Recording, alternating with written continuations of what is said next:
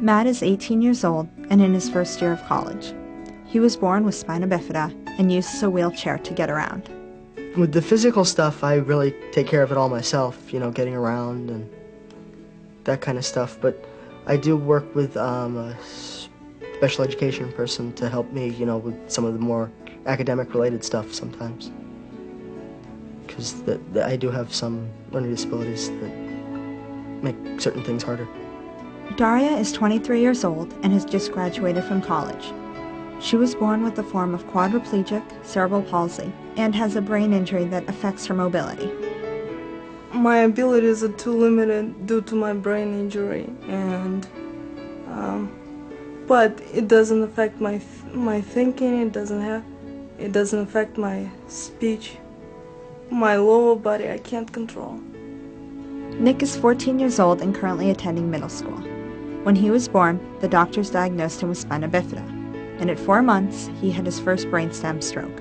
Before his 3rd birthday, Nick had a 2nd stroke, which caused life-threatening complications. We never really knew life as being different, because Nick was our first, and we had AJ that came along in the meantime, but AJ was a role model for Nick. It was a blessing to have a 2nd child. Nick having his first 2 years being medically challenged, then when it was time to be growth and develop and to work that way, we had AJ to just take the lead. Ian is 19 years old and was born with Down syndrome. He has recently graduated from high school and has plans to go to college next year. Next year when I leave from high school, I want to have a nice job to learn all different things, and I'll follow directions, and it's so important about my life. I want to leave from home, and I'm gonna miss both parents because they are part of me. They know I'm doing all right, and I am proud of them, and my mother helps me with other scholarships, and she is counting on me to get good grades in school and to make my best efforts. Stephanie is 16 and in high school. When she was 13 months old, she was diagnosed with juvenile arthritis in her wrists. In the next few years, she was diagnosed with it in her knees, elbows, and ankles. And at the age of 5, she had 2 cataract surgeries. Well, I think it's important for me to be independent so I'll be able to fend for myself after college and not have to rely on my parents or my friends to remind me when to take my medicine or when to go to doctors or when to do that. So I think that's definitely important.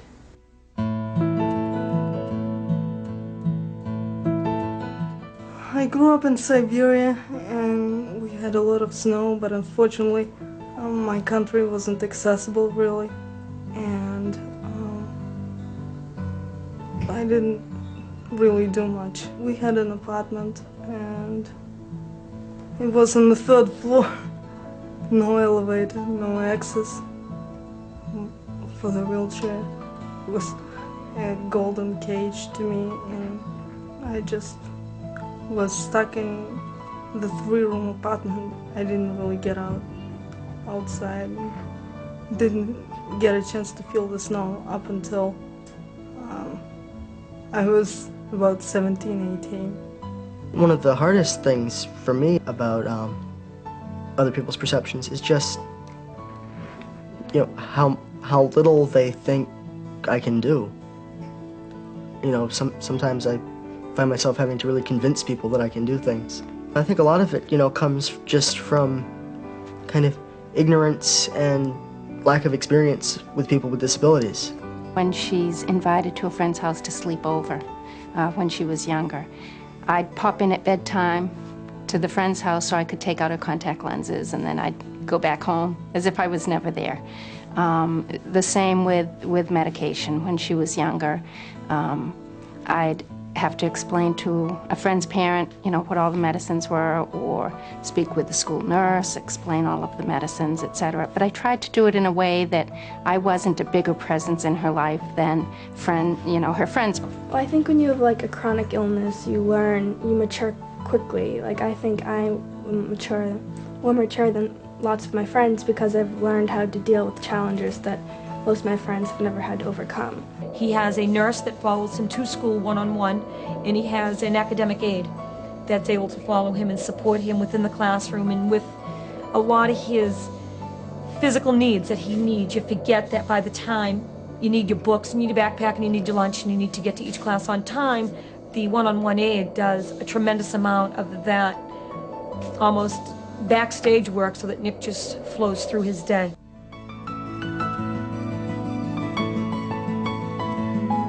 I have 2 sisters and 1 brother.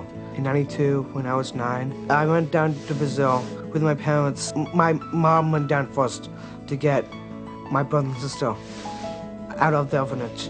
I went down with my dad, and we adopted 2 little Brazilians from South America. Oh, how cute they were. They were so adorable, and I couldn't believe it.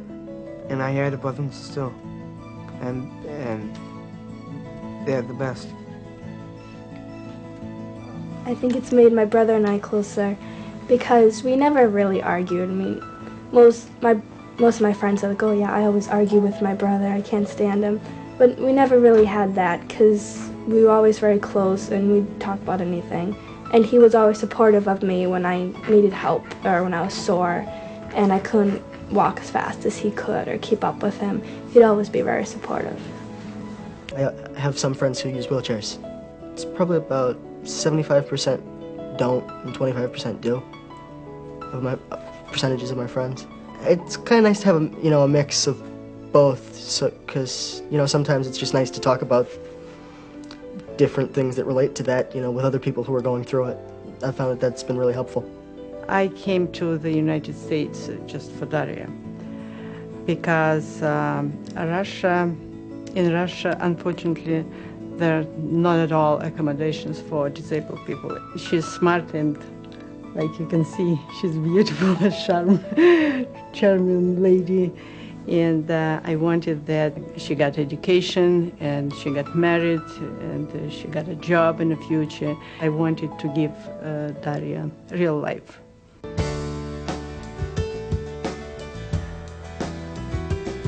His dad's the manager because he decided they joined the State Challenger Little League Association. I'm not sure if that's the correct title, but now they play official rules and official games. So he has a full team. I have a buddy that helps. His name is Albert. He gets the ball. He puts it in my glove, and I run to the base and tag. He has a great neighborhood and a great group of family friends that we all just we all do well. We all hang out together and it just works. And this isn't part of what they see. So many times we were at the tennis courts and a ball hit Nick because he was playing a bass and it snapped off the tubing, of course. Well, I didn't have spare tubing with me, but it was at the condo, so everybody knows what to do. We said to AJ, run and get the tube. Kristen, run and get the red bag that I always have. It'll always be red because everybody knows to get the red bag. One time I really had this wacky idea, really crazy. The idea of touching the sky. I found out about a hang gliding school and I've actually made reservations, and one day I just went over there and I took off the ground with the hang gliding set. Of course the coach was there and we had little camera going. I was talking to the coach the whole time. I felt that in the air and it was thrilling but at the same time a scary experience. If somebody would ask me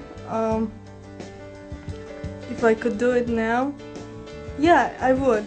I tried adaptive water skiing a few summers ago. The first time I tried it, tried water skiing, it was really different from other things that I had done before, so it was a little bit scary, but after that it was a lot of fun.